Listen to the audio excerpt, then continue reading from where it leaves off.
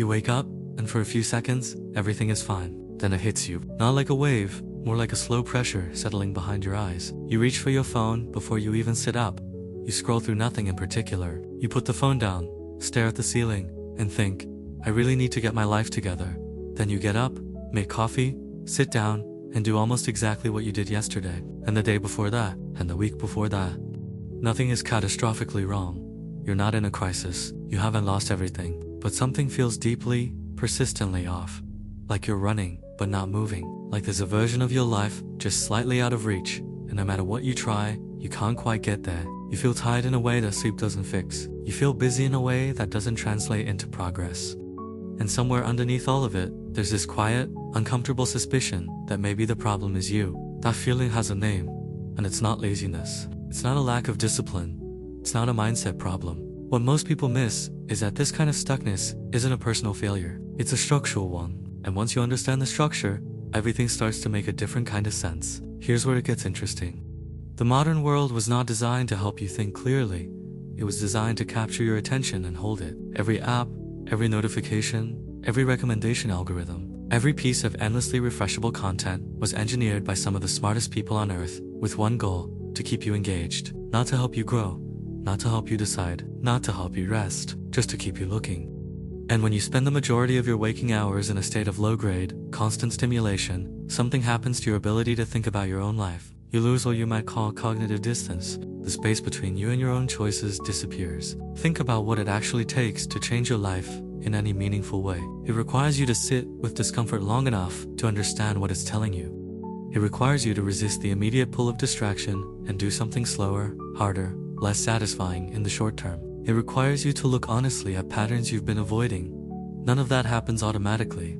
None of that happens in 5-minute bursts between scrolling sessions. All of it requires a kind of mental stillness that most people haven't experienced in years. And this is where things get strange.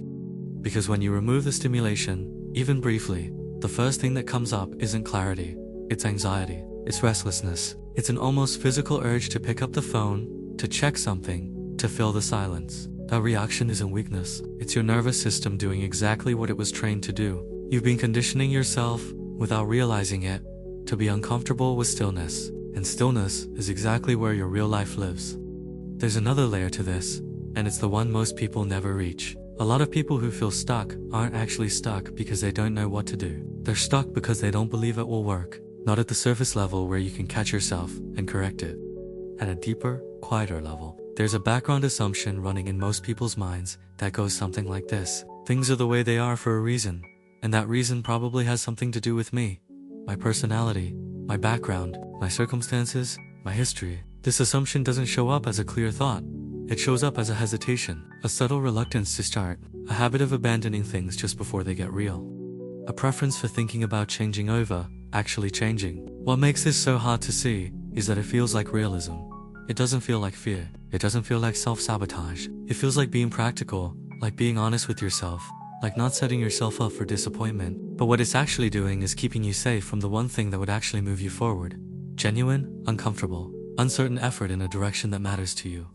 Here's what that looks like in practice. You want to get in better shape, so you research the best workout program for 3 weeks and never start. You want to build something of your own, so you spend months refining the idea, but never tell anyone about it. You want to spend less money, so you open a budgeting app, fill it in for 2 days, and quietly delete it when life gets busy. It's not that you don't care, it's that caring feels dangerous when you're not sure you'll follow through. So you keep the idea close and keep the action far away. That distance feels like patience. It's actually protection, and underneath all of it, there's something else running quietly. The comparison machine. You don't even have to try to compare yourself to others anymore. The infrastructure for comparison is built into every platform you use. You wake up and within 10 minutes you've already processed the highlight reels of dozens of people who seem to have figured out something you haven't. And your brain, which is not designed for this kind of constant social input, takes all of that and starts running calculations you never asked it to run. Am I behind? Is something wrong with me? Why does it look so effortless for them? The answer, almost always, is that it doesn't actually look effortless for them. What you're seeing is a curated output with no visible process. You're comparing your internal reality, with all its doubt and mess and unresolved tension, to someone else's external presentation, That comparison is mathematically unfair. It doesn't produce useful information. What it produces is a vague, chronic sense of inadequacy that makes every attempt at change feel a little bit pointless before it even begins. This explains why motivation doesn't solve the problem. You've probably felt motivated before. Most people who feel stuck have had plenty of moments of intense clarity where they could see exactly what they needed to do and exactly how they were going to do it. And then a week later, 2 weeks later, the energy faded and the old patterns came back. Not because they were weak, because motivation is not a foundation. It's a weather event. It comes and it goes, and it has nothing to do with what you actually want for your life. What builds momentum isn't a feeling. It's something much quieter and less dramatic. It's a tiny decision made in an ordinary moment with no one watching and no reward waiting to do the slightly harder thing. To close the app and sit with your thoughts for 10 minutes. To write the first rough sentence of something you've been postponing. To have the honest conversation you've been rehearsing in your head for months. These things don't feel like progress while you're doing them. They feel like effort. But the accumulation of small, honest efforts is exactly what changes a life. Not because it's motivational, because it's real and it compounds. There's a concept worth sitting with here. The person you're trying to become doesn't suddenly appear when you have more time, more money, more energy, or a better situation. That person is built incrementally in the decisions you make right now, in the life you currently have. Every time you act consistently with who you want to be, you're not just doing a task, you're casting a vote for an identity. And over time, enough votes in the same direction shift something fundamental about how you see yourself and what you believe you're capable of. This doesn't mean you have to overhaul your entire life at once. In fact, that impulse to overhaul everything, to start fresh, to do a complete reset, is often just another form of avoidance, dressed up as ambition. The reset fantasy feels productive because it's exciting and total and somehow cleaner than the messy, incremental reality of actually changing. But massive overhauls almost never stick. What sticks is a smaller, sustainable change that you make often enough that it stops being a change and becomes part of who you are. What most people miss is that the stuck feeling isn't a sign that nothing is possible. It's a signal that something in your environment or your internal narrative has been running on autopilot for too long. It's your own intelligence telling you that the current system isn't working and that something needs to be examined and adjusted. The problem is that the same environment that created the stuck feeling is the one you keep turning to for relief from it. You reach for the phone. You look for a sign. You wait for conditions to improve. And the conditions never quite improve, because the conditions were never the primary obstacle. The real shift starts when you stop waiting for clarity to arrive and start treating clarity as something you build by moving, even imperfectly, even slowly, even without being sure. Action creates information. Information creates direction. Direction creates momentum. And momentum, over time, is what the stuck feeling eventually becomes. You probably won't fix everything this week.